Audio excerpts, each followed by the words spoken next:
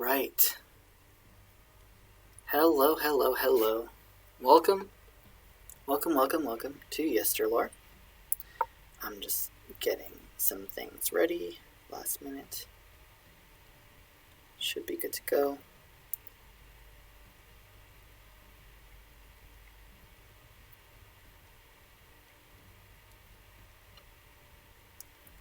All right. So, welcome to yesterlore. Like I said, I'm Grimm's lawyer, and tonight we are going to finish. I know I said we could finish last time, but we're actually definitely going to finish tonight the rune poem comparison that we've been doing. We have 4 runes left, in quotes. We're going to look at 5 more poems. Well, more like 13 more poems. You can see what's on the screen. I will explain a little bit. We have 4 more sort of runes that have a named rune that has a corresponding poem in all 3 to do, but there's some weirdness with the rune versus the name of the rune that we see when we do the comparison, which means we're going to look at a couple different poems for the last rune. So, that's our plan tonight. I did want to say a couple things about sort of last time and this time. The first thing I'm going to say is this session is going to be cut a little bit short today. I need to leave a little bit early to get ready for another commitment I have right after yesterlore tonight. So I'm going to be ending 7:50-ish Pacific. So that should be fine since we only have 4 comparisons-ish left to do. The other thing I wanted to say, and I noted this in a pinned comment on the last video, but in the last video, when I was talking about poetic terms for the sun, I mentioned the phrase "huervanda huel" from Alvismal, and it turns out I was misremembering. Huervanda huel is used to refer to the moon in Alvismal. The term I was thinking of was fagra huel, fair wheel. So close for the sun, but just the idea of referring to the sun as a wheel is a thing elsewhere in Germanic poetry. That was kind of the point of what I was getting at. But I noted that in a pin. One of these days, I'm going to go back through all of my streams, and then I'm going to do a corrections stream. So if people are interested in things, if there are things you've noticed that I've messed up in prior streams that you want to point out for me to include in my Everybody Makes Mistakes stream that I'm probably going to do soon at some point, then I'm very interested to hear on what things I messed up, because I don't want to let that lie. As it is, I would like to correct prior mistakes. So that was an emendation from last time. Without further ado, I think we can go ahead and get started on beorc here. So beorc, bith bleda las, bereth evna swatha, tanas butan tudder, bith on telgum uliti, ha on helma, risted fire, yaloded lavum, lyfta yetenja. So, we've got poplar or birch, depending on who you ask. Probably poplar. There's a different word that more definitely refers to birch, but it means birch in Norwegian and Old Icelandic, so it's a little tricky. We talked about the whole birch poplar thing when we did this originally. So if you want to go look at me not knowing about botany, you can go to that older episode. I posted a link to a source about poplars and birches in the description of that video, if you actually want to learn a little bit about the difference. So birch / poplar, probably poplar, is without blade, so it's without fruit, without sort of anything it bears. But it bears, without fruit, it even so bears branches. Tanas. It is beautiful in its boughs, high in its Helme rusted fire. It's fairly adorned helm. Gelodded lavum, laden with leaves. Lyfte attention, reaching the sky, reaching the air. Okay, beautiful description of a tree. That's kind of the main thing we get. It might not have fruit, but it's very beautiful nonetheless. Nonetheless, it has lots of leaves and branches, and that's really nice looking. Let's go on to Norwegian. Bjarkan lauf grunster limma, Loki bar flarder timma. Yes, so birch, bjarkan, birch, is the leaf greenest, laufgrunster,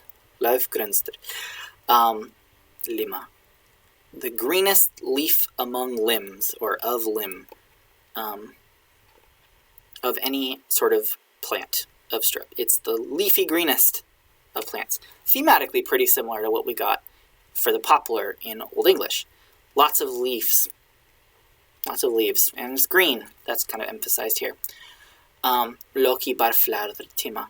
And we talked a good deal about what this possibly could mean, but the sort of sense is something like Loki was timely in his deception, or something of that nature. He was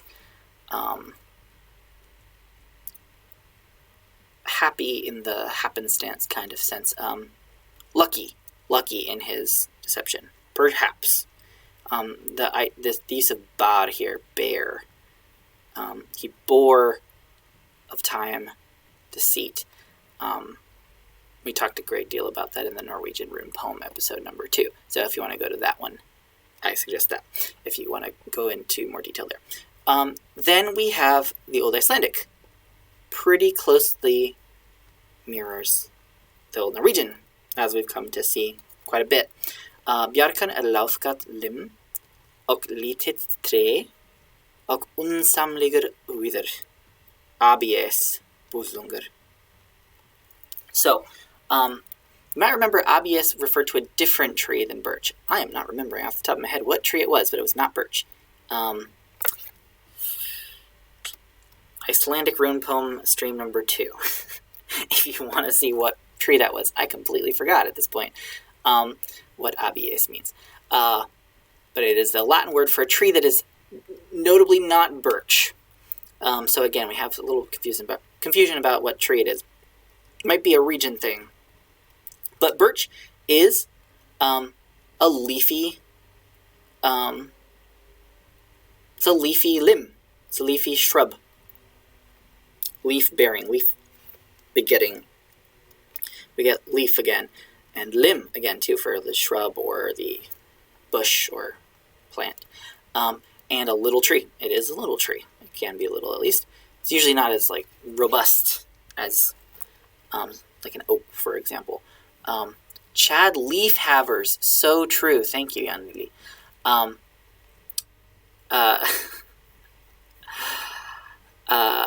Yeah, birch and poplar are Chad leaf havers for sure. And it is a young wood, young tree. Unsamliger. And it's a Latin word for not a birch here. So what we get across thematically for sure is leaves. We've got loaded with leaves in Old English. We've got leaf greenest of limbs. And we've got leaf-bearing limb here. But other than just the leaf emphasis, we don't really get much in the way of parallel between these. Just parallel sort of focus of describing what the birch looks like. There's an emphasis on it being young in the Icelandic one, and small. There's an emphasis on just the fact that even though it doesn't have fruit, it has lots of branches and leaves. So leaf is kind of the through line here. Let's move on to man. Man, bith on myrthe, his magan leuf.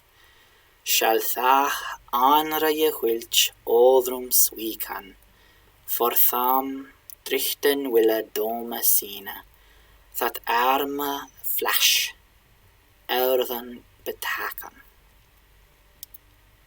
So, a man in mirth, his magan leoth, is beloved to his family, his relatives, his magan. Shall fer anri which odrum sweekan, though everyone must go away, sweekan, from odrum. They must leave their companions. For tham drichten wille dome sine, for the Lord, because the Lord will, in his own dome, in his own judgment, doom, that arme flash earthen betaken. Betaken, deliver the weak flesh to the earth. Okay, it's kind of, I don't want to say negative, just sort of portentous. A man is important to his family. That's good. It's true. Though they shall always, everyone must leave at some point, because the Lord in his judgment will deliver the feeble flesh, the weak flesh, to the earth. So everyone has to die. So there's a sort of emphasis on mortality here in man. Person is valued by their family, but they must eventually go away. Let's move on to Norwegian. Maður molder auki, mikil greip og hauki. So, man is the auki, the increase, the augmentation of the earth. Mikil greip og hauki. The hawk has a big claw. Great is the claw for the hawk, basically, is what this literally means. These second half lines, as we've come to expect with the Old Norwegian, are kind of strange, although we noted before that there might be a little bit of like description of what the rune looks like here. I think someone in chat reminded me of this a few weeks ago. And if you do look at this rune, certainly looks quite a bit like a talon on a raptor. So hawk's talon could be what this is referring to. Okay, let's move on to Icelandic. We've got maður mansgaman, og moldar auki, og skipa skreitir, homo mildingur. Homo just Latin for man, person. So, there a man is the delight of man. It's the game of man, the joy of man. And the augmentation of the earth again, moldar auki. So that is definitely a parallel between the Norwegian and the Icelandic there. The same language being used here, moldar auki. So this is some kind of formula of some kind between in the Old Norse here, in Norwegian and Icelandic. Og skipa skreitir, and the skreitir, the decorator of the ships. Okay. So both the Norwegian and the Icelandic are a little bit more positive, almost, which is kind of the flip reverse that we're used to. Usually the Old English is going to be sort of like looking at things from both sides, in a way, whereas the Norwegian and Icelandic have tended to like err a little bit more negative or sort of bleaker in some of the focuses of these, but it's kind of the reverse here. The Old English one is a lot more about mortality. It's about value to family and mortality. Here, it's just people are cool. Man is a good thing for the earth's augmentation. And in this one, it's also delight to other man. People like each other. That could be kind of seen as a sort of vague connection with the Old English speaking is man in mirth is dear to his kin. A man is the delight of man. There's some connection there. But the sort of augmentation of the earth is interesting. Now, there is a sort of more mortality-focused reading of this. It could be a person is the increase of the earth in that you could make a burial mound over them. So that could also be true. Both readings are possible. So I'm not going to definitely land on these are all positive versus Old English one being more negative. It's just sort of more nuanced than that. But there doesn't seem to be a huge connection between these three poems. Let's move on to Lagu. There's a good chance we might finish a little bit early today. So, Lagu besleudum langsum je thucht, je fischulun nidan on nakan taltum. And hisaida swida breath. It's a long way. An sebrime hengest bredles nejimeth.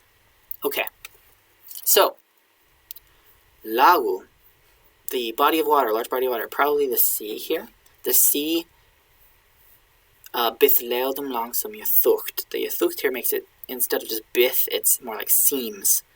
The sea seems to leodum, to people, langsam, endless. If they should nedan, they should journey on nakan taltum, on a tilty boat, unsteady boat. And hisa edis with a breath, and they. Oh yeah, they're the object there, and the sea waves greatly frighten them, and the boat, the sea horse, wave horse, Brimhengest, which this isn't the first time we've seen Brimhengest, isn't it? Yeah, we had Brimhengest up here in Seal, which could mean sun, but could mean sail as well. So here we got Lagu with Se Brimhengest bridles nejimeth. If the ocean steed, the ship, does not heed yimeth, bridles, bridles. Bridle, singular, but it's genitive, so it's what it heeds. Does not heed, in this case. So yeah, the sea seems endless. The other thing is that the word Lagu can also mean law as well. Unrelated, different root entirely, but it does also mean law. I don't think law makes much sense, given the rest of this. It's talking about the ocean, so... but the law seems endless to people. If they should venture on an unsteady boat, and the sea waves greatly frighten them, and the ocean steed does not heed its bridles, there could be some kind of double entendre here. Then we have the Old Norwegian. Logur faller or fjalle foss, and gull nosser. So, we talked about how this one refers probably to more like a waterfall or a river. So, logur can mean river here, and then we have fjalle, the fjaller foss, the mountain side, and then foss is like more like the waterfall. So it's something like a this body of water is a river that falls from the side of the mountain. Falls over the mountain's waterfall. But nosser ero gull. Can kind of read this backwards. Nosser are decorations, ornaments, jewels, are gold. Gull is gold. Okay. Now let's move on to Icelandic here. Logur wellanda vatn och vider kettil och glommungur grund lacus loftungur. So here, the Latin means lake, lacus, and it is actually distantly cognate with these words through Indo-European. So logur here, once again, it can be any body of water. Here, it is more like it's a welling water. It's like a welling stream or river or something like that. Vider kettil, kettil being more like a cauldron, boiling things, like a like a, what's it called? Geyser. It's a wide geyser, wide kettle. So it's boiling.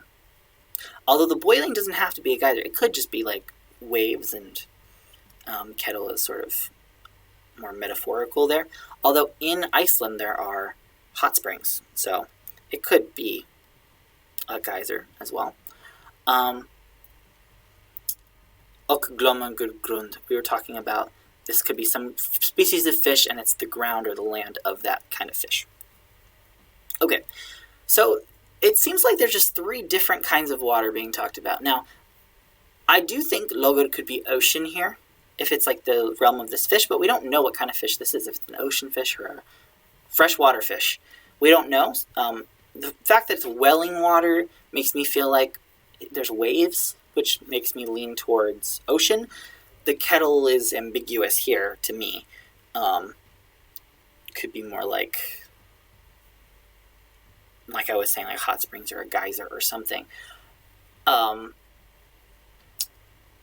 It could also be all. This could be more all-encompassing. It could just be like water could be the ocean, or, you know, a geyser, or a place where this fish lives. In any case, the only real connection we have between these 3 is the fact that it's water. I don't really see any other kind of thematic connections here, other than the name. There's not even really echoed language within the Old Norse between the Norwegian and the Icelandic. So this one is a little bit of a... I'm not going to say disappointment. These are great poems, but there's not much to connect here, or contrast even, really, other than just the different focuses on different types of bodies of water, potentially. Let's move on to the last and most complicated one, and I will explain a little bit about why I'm looking at 2 poems for this.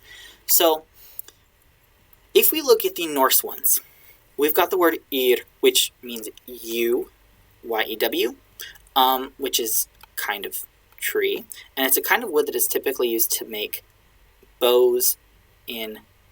It's the great poem. Doesn't want to disappoint the poet that has been dead for thousands of years. Jan Lily says, yeah. It is a great poem. I'm not disappointed by the poem. There's just not much for us to explore here. We've already explored the poems on their own in their dedicated episodes of Yesterlore, so we're just trying to find connections, and it's not much to find here.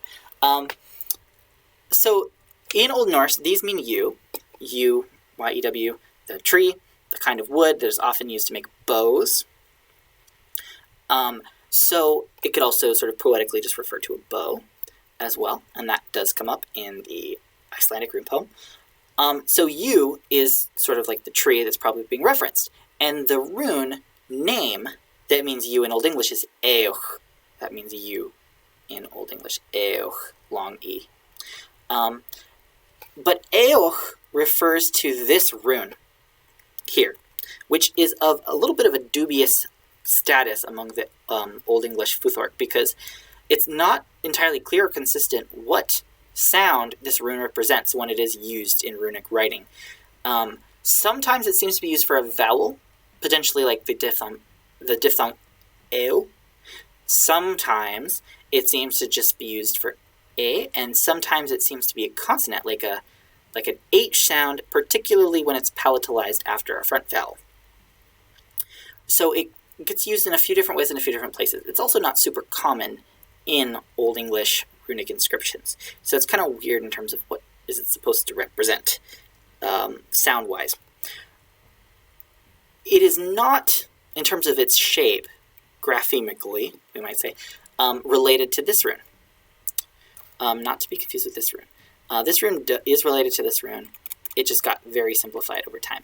In earlier, younger Futhark, so not so young Futhark, it was more like a vertical line with a circle on the top, or maybe a circle with a line through it, almost like a Greek phi, or P, depending on how ancient you want to pronounce it.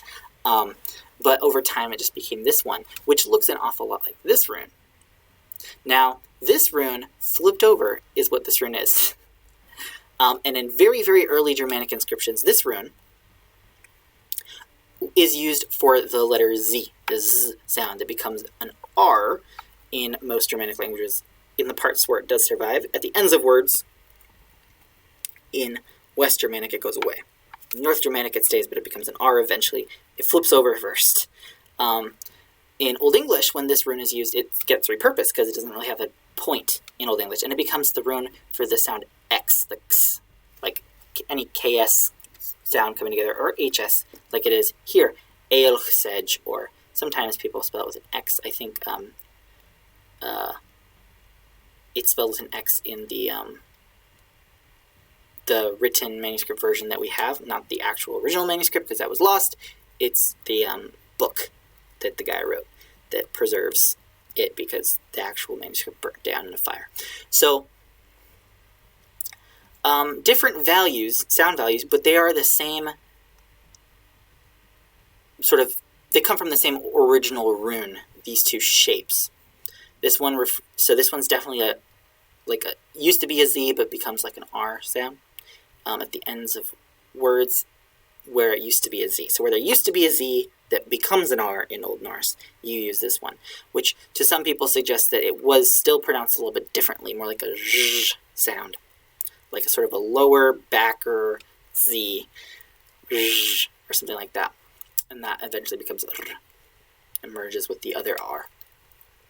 So we're looking at both Old English poems to see if maybe there's connections between the description of the U in the poems, but there is a chance there might be a connection with the rune poem that has the same original shape.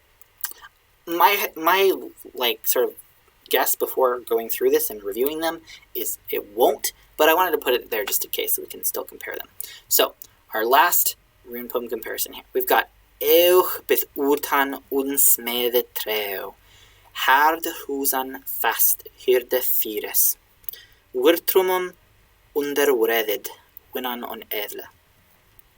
So, U is unsmooth tree, without. Its bark is not smooth.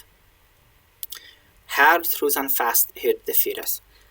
So it's hard and firm, fast, in the earth. Hyrde fyres, it is the warden of flame. We talked about that before. The flame warden, the flame guardian, the flame herder, literally. Wirtrumun underreded means supported by its strong roots.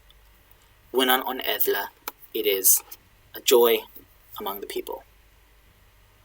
That is such a badass name, yo. Yeah, Hyrde fyres, flame warden, yeah.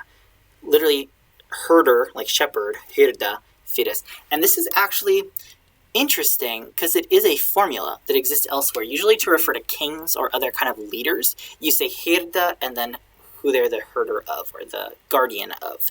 So you'll have like Hyrde kinnes a lot for kings, like guardian of the kin or guardian of the people. I think at one point the dragon in Beowulf is called Hyrde beorc, if I'm remembering the gender of Beorc correctly. I think it is Hyrde beorc, guardian of the mountain, or mountain warden. So this is definitely a formula that exists elsewhere in Old English. It also exists in Old Saxon. It's used for Jesus a lot. It's like in Old Saxon, it's like Hyrdia, or like Hyrdia kunnes, or Hyrdia Thewis, or something like that. There are a lot of other examples of this formula. It's used for God a lot, too, in other Old English poems. In the Genesis and Exodus poems, I believe it shows up to refer to leaders or God or Jesus. So I will link a page from my website that lists all the examples of this formula that I have found in my research in my description of this video, if people are interested in learning more about this formula.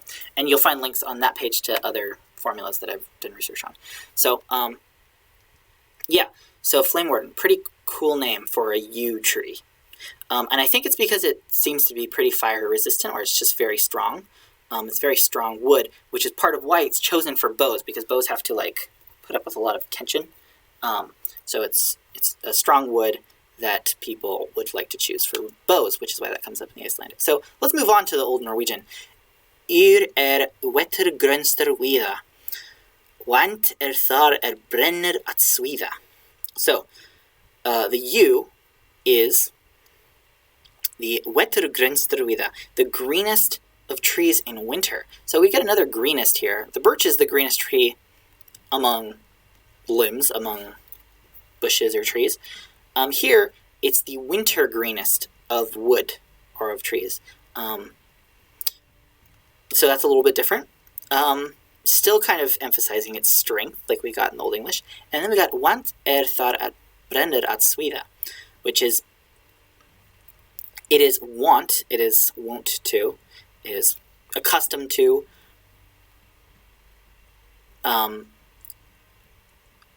brenner at svida, burn or crackle or sort of make noise when it burns, which is interesting. We get sort of a fire reference here too. This one is a little different because we're also used to the second Old Norwegian half of the poem having nothing to do with the first half, or maybe describing what the rune looks like, perhaps. But this one, I'm not so sure. This could still refer to the U, especially given we had like the flame word in Old English, and here we got talking about it burning or crackling when it's burning. Let's move on to Icelandic here. Bender bogi och brottjärnt järn och fivo farbauti arcus ynglingar. So, U is a bent bow. Bender bogi. So, people use U for bows, so it makes sense that they would reference that. Och brottjärnt järn. So it's iron that is brottjärnt. It is typical for it to break. It usually breaks if it's iron. It is accustomed to breaking. I think that's kind of interesting that they would say that. Given the emphasis on strength in the other poems. But I guess if you compare it to iron, then yeah, you can cut a U in a way you can't cut iron as easily as a yew tree. And then we get okfivu farbauti. We get farbauti is an arrow, and then fivu refers to giant. It's one of the words for giants that we've talked about. And then arcus is Latin for bow. That's where we get the word arch from, or arc. It's young king bow. All right, so we see some connections. There's the sort of burning and the fire in Old English and Old Norwegian. I underline those a bit. Not exact verbiage, but they are sort of thematically similar. We don't really get as many connections between Old Norwegian and Old Icelandic as I would have expected. Let's take a look at beorc sedge in Old English. Beorc sedge refers to elk sedge. It's a kind of sedge that grows by water, typically by the marsh, and that's what the Old English says. It says, Beorc sedge haveth oftest on fenne, wexeth on watere, wundath grimme, blode brenneth, berne I hulsne, thehim anine on feng I death. So, the elk sedge, earth most often has elk sedge in a fen, in a marsh. It grows in water, leaves wounds, woundeth grimme, grim wounds. It wounds grimly. So don't grab it, because it will cut you, I guess. Leaves wounds with blode brenneth, burning with blood. Any warrior, any person, thehim anine onfeng I death, that grabs it, lays a hand upon it. Onfeng is any kind of grabbing, and then yedeth is does. Who does any grabbing to it, basically. So, interestingly, we do get a verbiage connection here with it burns, but here it burns blood. It burns with blood, or bloodily burns whoever grabs it. Here we got brenneth beorna jökulsna, brenner, want thar brenner at svida. So that's interesting. That even though like it's a different plant here, we get that it often burns in Norwegian and in Old English. So that's interesting. Okay, so that is actually our last rune comparison, which is pretty exciting. That means we are done with rune poetry for the foreseeable future. There is a like younger Swedish rune poem, I believe. It's like more early modern. It's not really an ancient or medieval rune poem. Whoa, did I just accidentally delete a row? I think I did. Okay, there we go. I think I accidentally hit delete. I'm not super interested in reading that one, but if people are clamoring for it, we can. So that's actually going to end rune stuff for a while, unless people still want me to read stuff in runes. There are other runic stuff we can look at. There is other runic stuff we can look at, and I'm very interested in doing so in sort of like in between break weeks between some of the bigger things that we're going to read next. So I did say I needed to leave early. I don't need to leave this early, so I do have some time to talk about what we're going to do next time. So I'm actually going to open... I'm going to see if I can open my schedule here for yesterlore. Let's see. Yesterlore. There we go. These were all just links to prior videos, if you're wondering what all of those results were. Okay, the spreadsheet will take a second, but I'm going to close the other one so that should make it go a bit faster. So, starting next week, we're going to be sort of in a different territory with yesterlore. If you look at, it's still taking a second to load, and it's also cut off in a weird place, so I'm going to recenter the stream a bit. And of course the fireplace is frozen again. It's really annoying. Don't know why that happens every time I stream. Fireplace likes to stop displaying. It's a GIF. If you hadn't picked that up, I think I've mentioned that in the past. Don't know why it's not giffining. It's giffiness.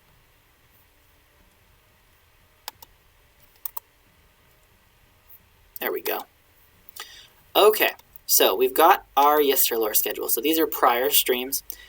We've mostly done Old English and Old Norse stuff. We've done some other stuff. We did some ancient Egyptian. We did ancient Egyptian stela. We did some ancient Greek riddles. We did a Gothic Bible reading. But as you can see, we've mostly stuck with like rune stuff for a while. And we just finished our third rune comparison. I do need to update this. Whoa. It's doing the thing where the stream, or the sheet lags while I scroll. So I'll keep scrolling and it'll scroll past where I wanted to scroll. So I need to update this because we did a third rune poem comparison. Starting next week, we're going to do of Arthur, or no, not of Arthur and Merlin. We're doing Sir Orfeo first. Sir Orfeo is not exactly an Arthurian poem. It is, if I remember correctly, I don't think Arthur comes up at all. I could be wrong. I could be forgetting. But it is actually it's a retelling of an ancient Greek myth that you might be able to guess.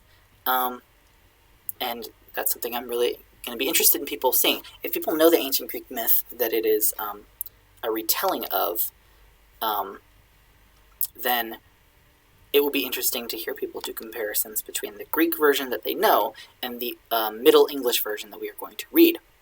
Okay, I'm just trying to add a row. I don't know why it's taking this long to do so. I don't know why this is happening, actually. Oh, it's doing it again. Cool. I don't know what's going on, but Google Sheets is really having time. I don't know why. There's literally only 2 tabs open. It is this tab and then the tab that has Sir Orfeo.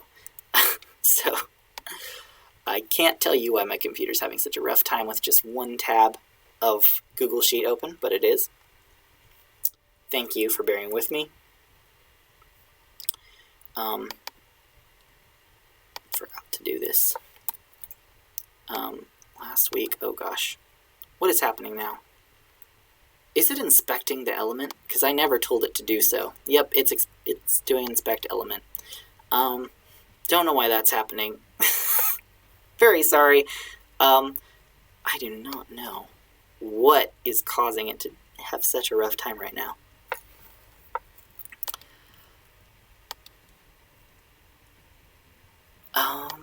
Okay.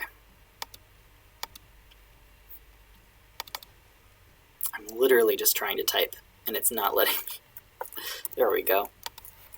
Okay.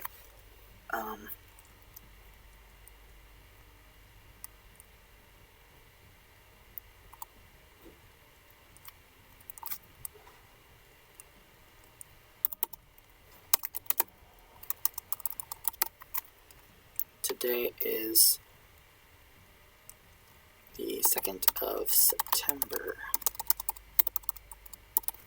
Okay, so next week we will start Sir Orfeo. It is in Middle English. I will show you. I will change my setup again so you can see a little bit better. We're not going to read it yet today, but this is what it looks like written in Middle English. We are not looking at the manuscript because the manuscript is difficult to read. And as much as it's fun for me to read from the manuscript, I love doing that. We'll still take a look at the manuscript next week, don't worry. It will be easier for people to follow along and read along with me if it is in this version, because Middle English is actually somewhat legible to modern English speakers, especially ones who are more familiar with some archaic language. So I need to figure out how high to make this.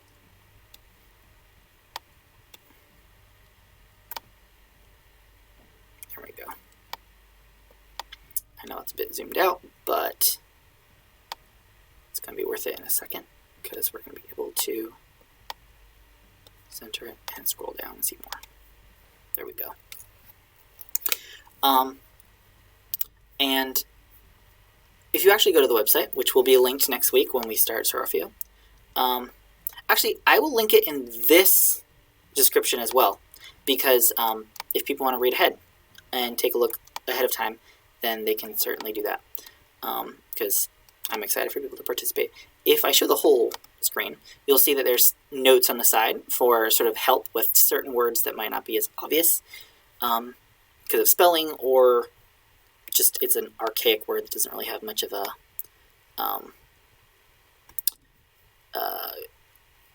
parallel. Sometimes it feels a little bit unnecessary. For example, in this line, en somme of joie en mirth also. Joy and mirth seem pretty obvious, but they decided to put gaiety over here just in case you didn't get that these were joy and mirth. So sometimes they're not super necessary, which is why I'm not going to be showing them the whole time, but if there's one that I think is particularly useful, I will mention it. So just so you know where I'm getting some of these notes, I will also mention some other words that I think aren't as obvious as they seem to think that they are. But it is a bit more legible than, say, something in Old English that has completely different grammar and spelling. This has different spelling, slightly different, more archaic grammar, but it is a little bit closer, and there are a lot more French words that will make it look a little bit more familiar to modern English speakers, because we have a lot of French words now. Treachery, aventures, and so on and so forth. So this is what we'll be reading next week, and this will take us probably a few sessions to actually finish. It's not the longest poem ever. There are shorter ones, but there are also longer ones. And it will go a lot faster, I think, than the Old English and Old Norse ones, just because the language won't take as much time to unpack. We can just kind of read and enjoy it, which is what I'm excited for. And once we're done with Sir Orfeo, we will move on to Of Arthur and of Merlin. We will do L'Enval, which is in Old French. We will do Sir Launfal, which is in Middle English. We'll do The Wedding of Sir Gawain and Don Manuel. We'll do Sir Gawain and the Green Knight, Three Dead Kings, Adventures of Arthur, The Adventures of Arthur at the Turn of Wethlin, and probably some others too. Now, in between each of those, we are going to be doing other stuff. Because each of these will take a few sessions to get through, the whole poem, I don't want to just be doing these Arthurian poems only every single week. So once we get to a break point where we finish a poem, we will do something else before we get back. So between each of these on the sort of yesterlore thing, which, oh, you can still see it. Okay, good. Between each of these, imagine, you won't have to imagine eventually because I'll put them there. In between, so you'll imagine Sir Orfeo will have a few sessions, and then there will be a space where there's something else, and then we'll go into Of Arthur and Merlin. Once we're done with Of Arthur and Merlin, we'll do something else. Then we'll come back to L'Enval, then do something else. Actually, we might go straight into Sir Launfal from L'Enval because we want to parallel them a bit. But there will be other stuff breaking this up. If you're worried about being bored of this type of content, that's why I've tried to break up the rune stuff with other stuff too. So we're going to continue that tradition. If you have suggestions for things you want to see in yesterlore, other old stuff you want me to read, please let me know. I'm open to suggestions. I think I say this every time. So definitely anything like that will be appreciated. Also, anything that, if it's something that you don't think I would be able to read or understand, if it's in a language I don't know, and don't have any experience with or way to prepare for, I still want to hear the suggestion, because I want to do a stream where, based on suggestions I get, I put together places where you can find that content, if not from me.